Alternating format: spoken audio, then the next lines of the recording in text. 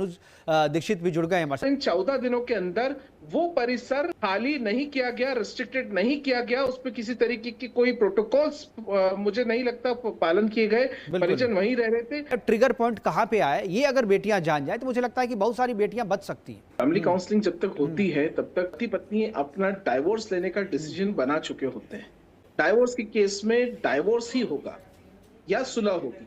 इस तरीके का मामला मुझे नहीं लगता कि किसी भी सामान्य डाइवोर्स केस के अंदर देखने को कभी मिला है। कि बेटियों को ये सब बातें शादी के समय बताएं और उन जानकारी देने से अच्छा है उन माता पिता को भी इंस्पायर करना चाहता हूँ अपने बच्चों को, बेटियों को वहीं से उनको बताएं कि भविष्य में भी किसी दबाव में अभाव में उनको इस तरह की शादी बाद में रहने की कोई आवश्यकता नहीं है।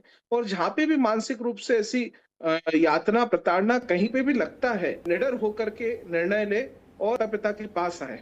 तो मुझे लगता है परवरिश का हिस्सा होना चाहिए। काउंसलिंग से पहले ये सब चीजें शैक्षणिक मॉरल साइंस के एक सब्जेक्ट में हम इसको डे टू डे लाइफ में बच्चों को धीरे धीरे सिखाएं। जैसे ही सीबीआई अपनी जांच को पूर्ण करेगा, महत्वपूर्ण रिपोर्ट हम सभी के सामने होगी, चाहे कुछ भी हुआ हो।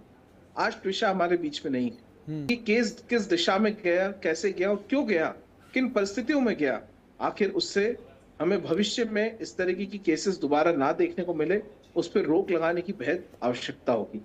जी हाँ बिल्कुल।